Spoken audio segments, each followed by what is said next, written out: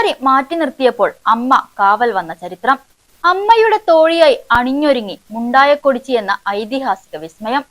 കാവേറാൻ മുണ്ടായക്കൊടിച്ചി എത്തുമ്പോൾ വഴിമാറി ആര്യങ്കാവ്. അറിഞ്ഞിരിക്കണം ഈ പെൺകുതിരയുടെ കഥ.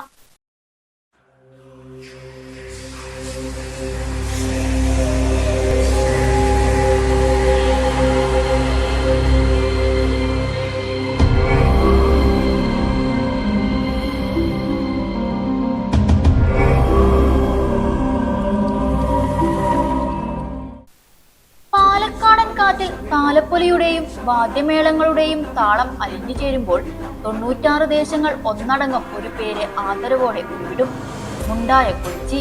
ഇത് കേവലം ഒരു കുതിരക്കോലത്തിന്റെ കഥയല്ല, മറിച്ച് ആര്യങ്കാവിലമ്മയുടെ പ്രിയ തോഴിയായി മാറിയ ഒരു പെൺകുതിരയുടെ വിശ്വാസത്തിന്റെയും ചരിത്രത്തിന്റെയും നേർചിത്രമാണ്.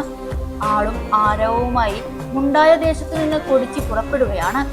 സർവാഭരണ വിഭൂഷിതയായി പട്ടുടുത്ത് മണികൾ കിലുക്കി അവൾ ആര്യങ്കാവിന്റെ മണ്ണിലേക്ക് പാദമൂന്നുമ്പോൾ അത് പൂരപ്രേമികൾക്ക് ഒരു ആവേശമാണ്.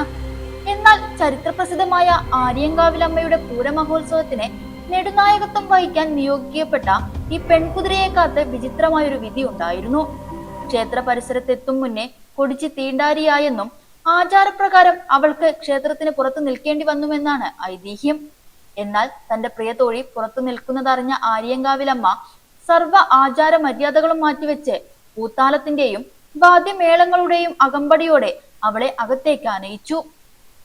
ആ സ്നേഹത്തിന്റെ ഓർമ്മ പുതുക്കലാണ് ഇന്നും മുണ്ടായക്കൊടിച്ചിയുടെ വരവ്. പരമ്പരാഗത പാതയിലൂടെയാണ് ഇന്നും മുണ്ടായക്കൊടിച്ചി ദേശവാസികളുടെ തോളേറി വരിക എന്നതും സവിശേഷതയാണ്. പാടവരമ്പും വളപ്പിലെ വേലിക്കെട്ടുകളും മുണ്ടായക്കൊടിച്ചിയുടെ വരവിനായി വീതിയൊരുക്കുമ്പോൾ രൂപപ്പെടുന്നത് സാമൂഹിക ഐക്യത്തിന്റെ മറ്റൊരു സ്നേഹക്കാഴ്ച. ആര്യങ്കാവ് പൂരത്തിന്റെ ഏറ്റവും ആകർഷകമായ കാഴ്ചകളിൽ ഒന്നാണ് കാവേറുക.